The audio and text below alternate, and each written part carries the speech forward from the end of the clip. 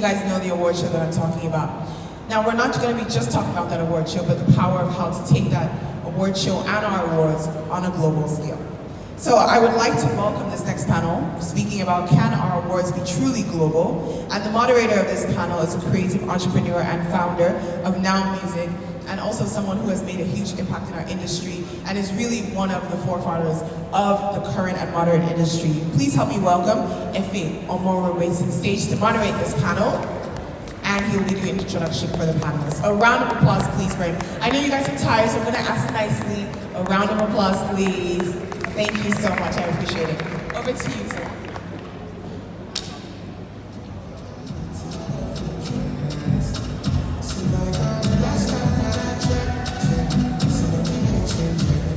Hello. Thanks, guys. Thanks for your patience. Thanks for hanging out with us through all the wonderful sessions that we hosted, today. Next up, I have the honor of introducing a cream of power players, and we're going to be having conversations around music awards, specifically, and awards generally.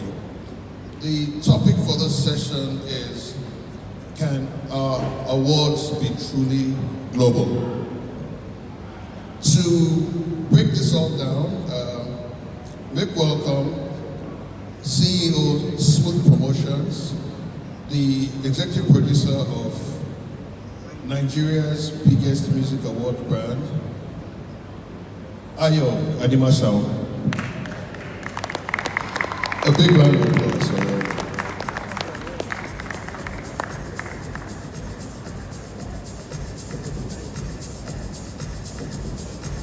Mr. Ayo Animashaun.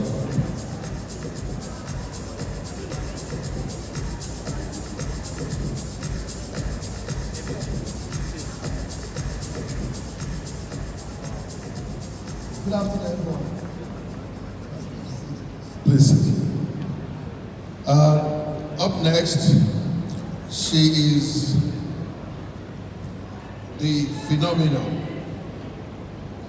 dancer, founder, Imagneto Dance Troupe, one of the foremost brands in the business of dance in Nigeria. Welcome, Dr. Kafayat Oluwatosin Shafau, also known as Kafi.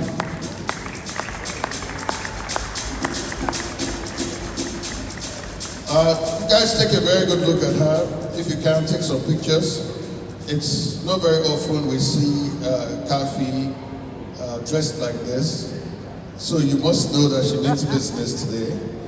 Welcome, great to have you here. The next person I have the honor of bringing on stage is Executive Director, Media, Investments and Sponsorships, Omnicom Group. Welcome, Yinka Adebayo. Make a little louder. This is money. This is the money. This is the money walking. As I say, money talks and bull walks, right? That's the money man. Welcome, Yinka. And the last but by no means the least on this panel is a music and tech executive, one of the key people who is in the vanguard of delivering solutions, tech solutions for the growth of the music business space in Nigeria. Ladies and gentlemen, my friend, my brother, Oye Akide.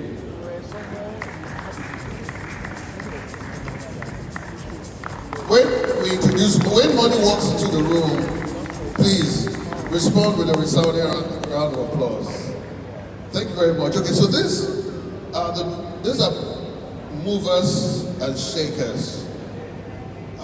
So my first. Let me start with Ayo Animashaun. What does it mean for an award to be global before we even say can our awards be truly global, what does it mean for an award brand to be global? How do we measure it? At what point do we say this award property is global? Good afternoon, Mr. It's actually weird this conversation here because we spoke about it a lot. Yeah, for an award to be global, a brand, an award brand to be global, it means it has to be a rallying for a center point of entertainment in the world. It means it has to be a reference point when it comes to what it stands for. So if it's a music award or a movie award or a sports award, like a football award, it has to be the kind of brand, an award show that after it happens, when they mention your name, they put it that like as title, blah blah blah, awards winner, and it means is that is the kind of reward and title you get that the world will be like, okay, it's accomplished. And it has to be all over the world. Okay, so it's technically a little easier to have that kind of global imprint today in 2022 with the internet and social media and all of that, and it probably was a decade or two ago. But I've listened to panelists talk about the strength of the African market in terms of the numbers. So maybe I'll ask Oye this question. You have data, you have an idea what the African music consumption market is like. Why does an award need to be global? Why isn't it okay for it to be Nigerian or national? Why is it not okay for it to be African? Why is it, in your opinion, necessary for an award brand to be global? Based on the stats, like you mentioned, music is already global. Our genre is already global. Even though they boxed everything to Afrobeats, it's already global. So it's only right that we create an award that also celebrates music globally. It just follows in that precedence.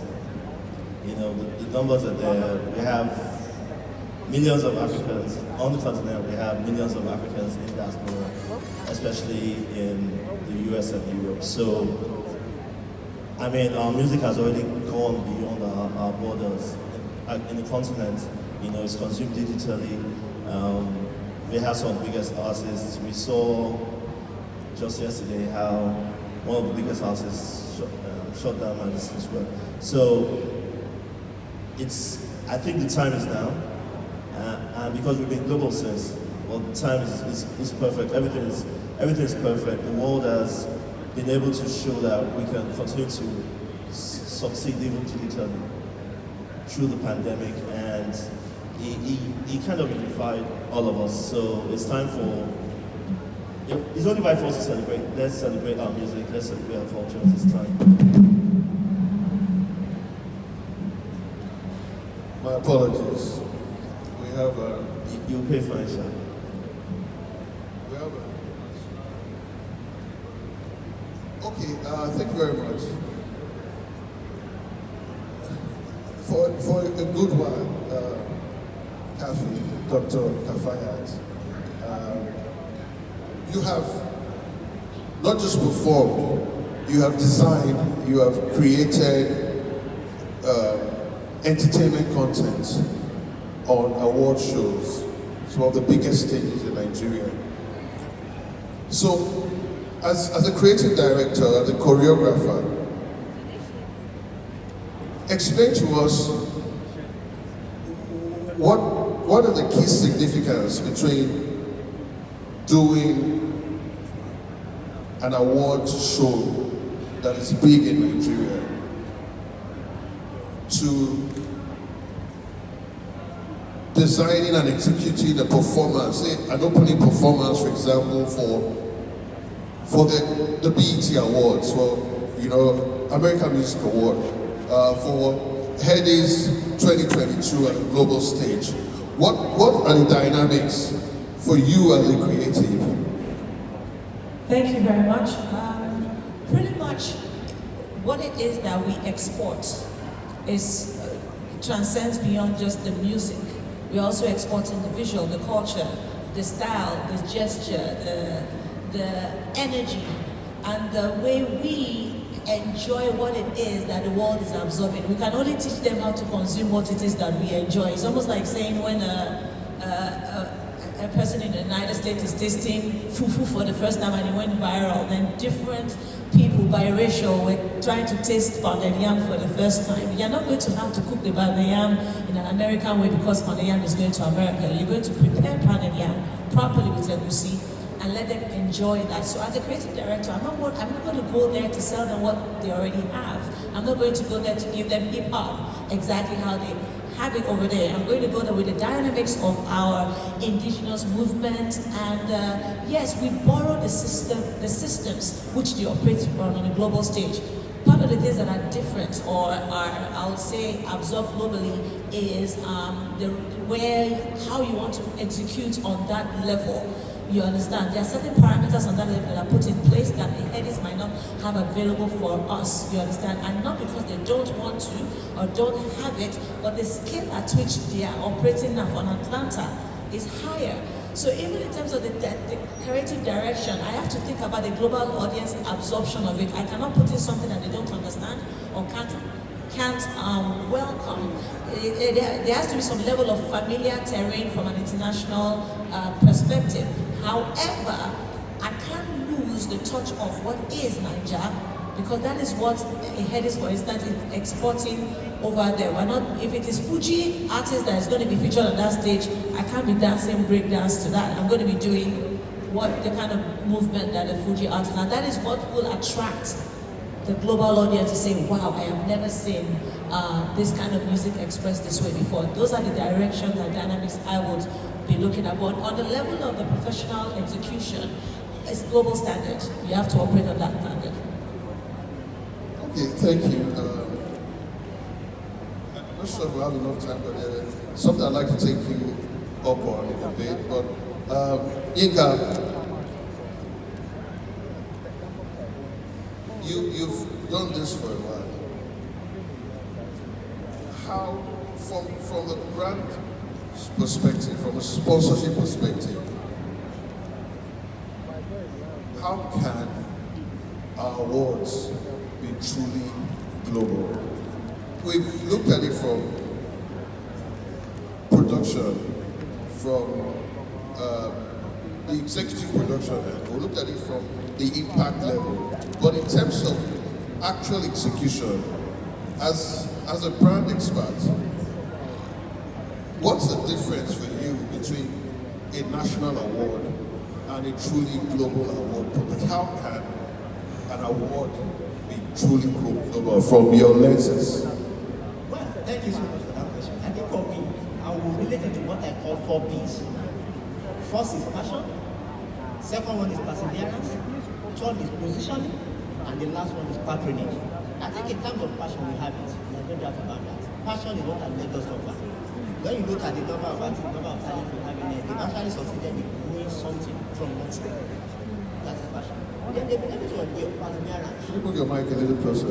So they've been able to endure perseverance, taking it on, they're doing it consistently and all of that, and that's why they are now on the global stage with little or no support. They've done very well. Now, what we now need to do is to see how we cross the T's and dot the I's, and that's where positioning comes in.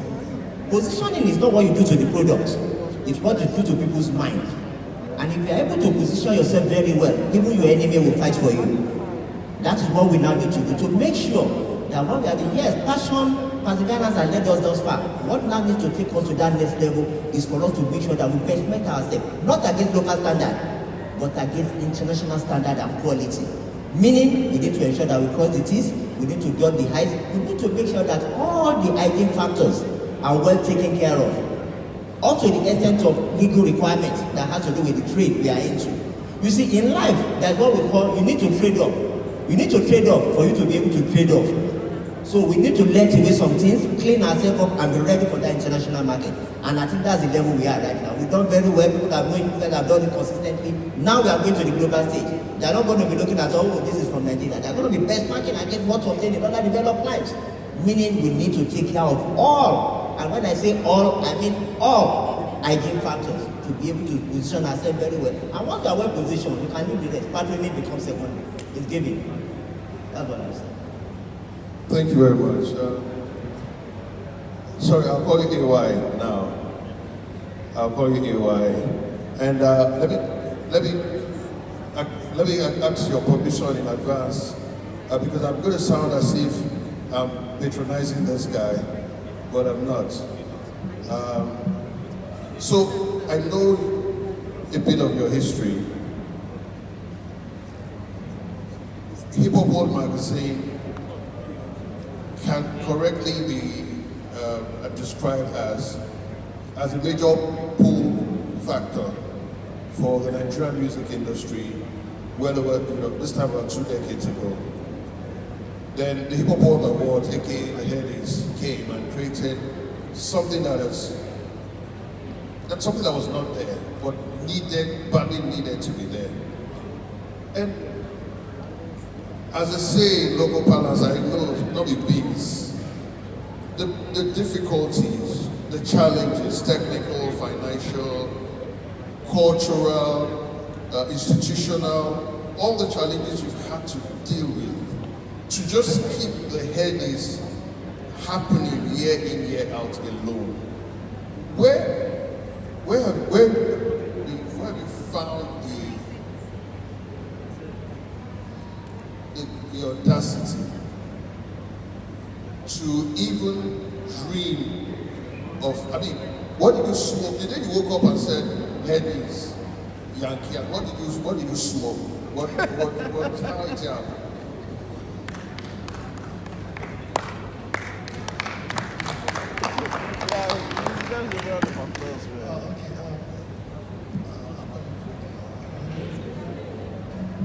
Hello.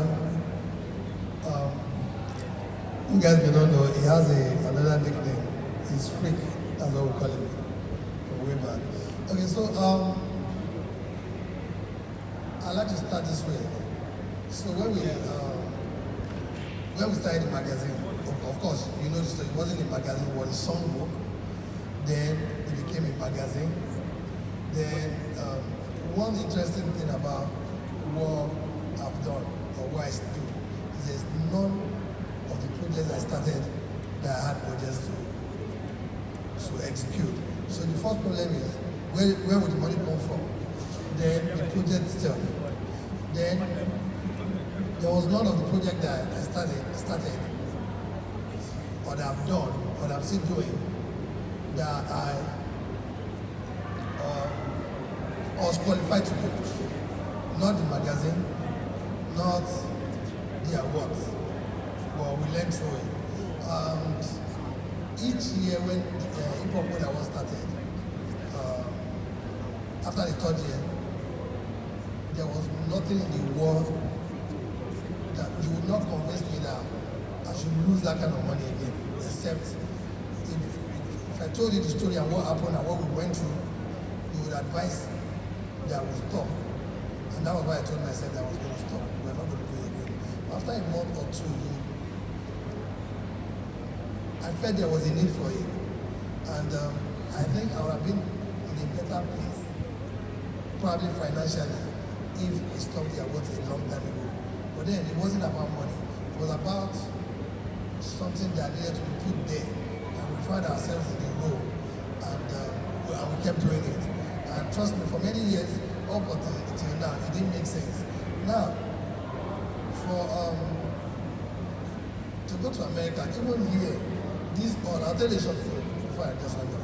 At this venue, sometime in 2015, we tried to have the Headies, and it was almost impossible because we wanted to take it to another level, and we had a lot of challenges. Number one, the other venue, will not give us the number of days we wanted, and this venue, great venue like you can see, but not the best in terms of like acoustic, and we wanted something really major. because before then, I saw almost all the awards in the world, from Grammys to MTV in Europe to BET and all the other ones, and some of the ones in South Africa, major. And we had this major production company in Africa, Gear House, and we tried to bring them in. It's almost impossible to have that kind of award ceremony you will see around the world, top class in Nigeria, because of the challenges that we have. Not even if it's not with the venue, it's with power, it's with lights, it's with technical team, so much. And we have It's with people.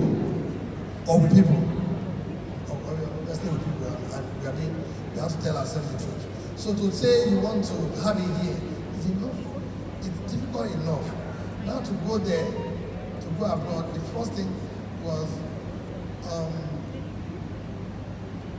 all the time I thought about it, it wasn't possible until someone suggested it to me. And it was power. Kadima was there. And he said, why don't you take this to America? And I was like, So he provided the stuff that you smoked that yeah, that day, yes, he provided. I was like, really? He said, what venue? Staples Center. I said, sure, that would be nice. He said, yes, we're going to be behind you. And, Wow. And I just like, you know what I do? And I'm like, okay, so we're going to do it. And the truth is that it brought back that power, that urge to say, okay, you know what, we can go. But did we get the kind of budget, or have we gotten the kind of budget for the kind of award show? It's a totally different story entirely. But like all the other projects, you first have to believe in it, drive it, and people will see through you. That I smoke, you know I don't smoke. But that we just believe in the power of possibilities, that you know what, it will happen. And it's already happening. So with the beautiful people I have, some of us here are the most talented human beings on the face of the earth. And we have to admit and accept that. Forget the fact that we have challenges.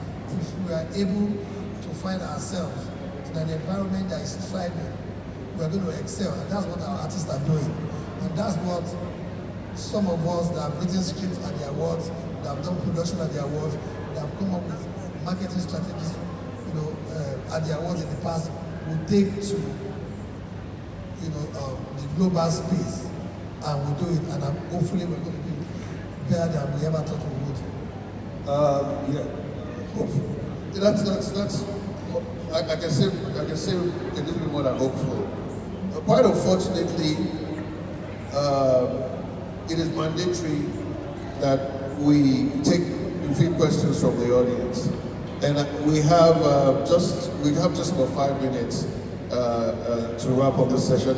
I'm sure there's so much more we want to talk about. I have at least 2 questions each, and I hopefully will maybe have enough time to come back to it before we wrap up. But let's just take 2 questions from the audience. Is there someone who has a specific, clear, direct question you'd like to ask the panel?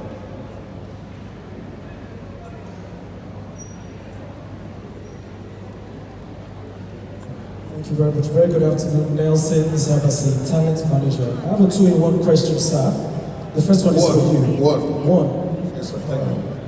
How to create contracts that combine the several elements that you need to put up this global event or global award ceremony. The elements include the talents, the people, the brands, the data, and all of that. That contract, that's why I said the question is for you as a legal person. How do you create that document for that collaboration? Thank you, sir.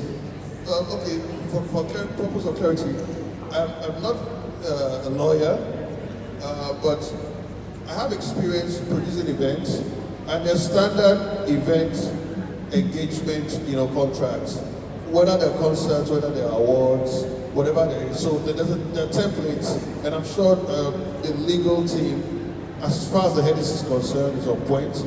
Now, if you want me to elaborate about, any of the stuff around that later, we can have a conversation, on the side. Thank you. Next question, please. The gentleman here, sir. The friend of SARS. Okay, sir. Okay, so my name is Two White. I'm a Gbelu poet. My question goes to us. What? I'm a Gbelu poet. Yes, that poet that can make you dance to poetry. Headies Award have done a lot for the Nigerian music industry. And my question is, sir, what does it take for the spoken word industry, which is the performance arm of poetry, to be a category in Headies Award? I think the executive producer is probably in a better position to answer that question. I can take a shot though. Okay, so here is what we do at the end. I'm not one of the members of the screening team or academic, but I can speak for them. Hello? But I believe I can speak for them, up to at least certain level. Yeah, I can answer your question. The first thing is you spoken word artists have to always release material in the year under review. Now, once you publish a song, a spoken word, in the year under review, and it is competitive, then it can be considered for reward. If you have only 2 spoken word artists, and that means it's not competitive, your category is not competitive enough. But when you have 7, 8, 9, 10, 12, 15, 17, releasing year in, year out materials that can be screened, then it makes sense to create a category for that. Otherwise, we'll be struggling for nominees in that category every year. Thank you very much. I think that, but I also have a suggestion. So it is the duty of the award platforms to grow or shine the light on certain genres. It is the duty of the task of the stakeholders and the practitioners to push their art to a point where it becomes difficult or impossible for them to be ignored, aka Afrobeats, the Grammys, and all of that, right? So the movement has to start from the poets and the people who publish them. Maybe it's not even about putting their own records out. Maybe it's actually even poets collaborating more with artists, singing artists, rappers, and being more visible and being more active. Then grow to the point where there is enough convergence of fresh materials to say, okay, this is a genre, this is a category that we cannot ignore. That's my thoughts. And also, did you submit your entries by chance?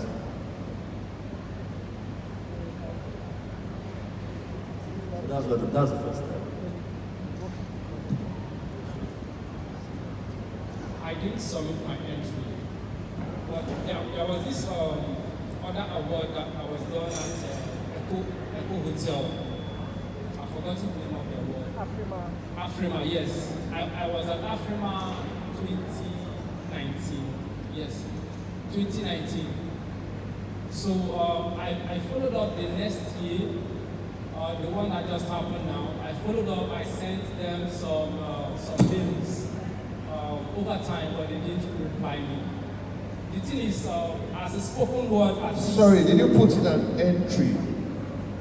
Did you put in an entry, follow the normal entry process to say, this is my work, I'm putting it, up for consideration? Did you put in an entry? No, I didn't put in an entry. But okay, let's take this conversation outside. We're completely out of time. I'd like to have the panelists, share their final thoughts quickly so we can wrap up. I'll be available, and I'm sure I can prevail on Oye to spend a few more minutes so we can have a side conversation. Thank you very much, sir. So, Kafi, in 10 seconds, in one quick sentence, what are your expectations of Headies Global Atlanta 2022? For me, I feel that Headies has finally gotten an opportunity to express its full potential, given the kind of environment that is about to explore. That environment is the kind of environment that should be able to absorb the essence of the Headies, and it's going to be amazing. Thank you. Yinka, if you were to share your thoughts in one sentence with corporate Nigeria, corporate Africa, what would you how do you suggest that they plug into this? What would you say to them? Well, I think for the corporate industry, and even for the brand too, we need to realize the fact that before now, the saying was that think global, act local. But with technology these days, think global, act local. You are the one limiting yourself. The world is a stage. Get on it and play. And I'm happy about the fact that this train has finally left the station. So let's move with it. Oh yeah. So Headies happens to resounding success. Because that's what's going to happen. But I know this guy, impossible is nothing, right? I know this guy, I've known this guy 2 straight decades, and he has never said he was going to do something that he didn't do. He already told you that next year is taking it to Mars. Okay. That's another. Okay. So, Headies happens, Atlanta. What, in your opinion, would be the major benefits, ripple effect to the music, the culture, and the Nigerian scene post Headies 2022? The exposure will be massive. I expect streaming numbers to greatly increase. There'll be new fan bases created. There'll be more investment opportunities, so more music businesses will definitely come into Africa. They'll come in and try to identify talents that they can not only sign up, but also try and develop. And when I say music businesses, I'm not even just talking about the DSPs, I'm talking about even the academia. They're all coming because people would want to even learn what Afrobeats is about, our culture, because the Headies first of all is going to be a showcase, right? So not only the music, to showcase our fashion, our dance, our food, you know, Nigerians they love for, obviously. So it's going to showcase everything that everyone loves, and that's what even makes it more very, very global. So everyone will want to tap in, everyone wants to identify, you see more collaborations. But in terms of just streaming it alone, all the artists that will be showcased, all the artists that will be nominated, and even those not nominated, their streaming numbers will go up the chart. They'll get more business opportunities. You can expect that DMs to be clocked up. Thank you very much. I would not take your final thoughts, not just because we're out of time, but because I have the power to do that. So for the first time in 20 years, I'm going to oppress you today. But this is what we're going to do. In place of getting Ayo Animashaun's final thoughts, please do me this favor. Could you rise up and give this gentleman a resounding round of applause for daring to dream, for daring to change the game, for daring to lead, for daring to shine the light on Afrobeats. We are in big honor. We're in big honor. Thank you very much. Thank you guys. Have a blessed day. Thank you.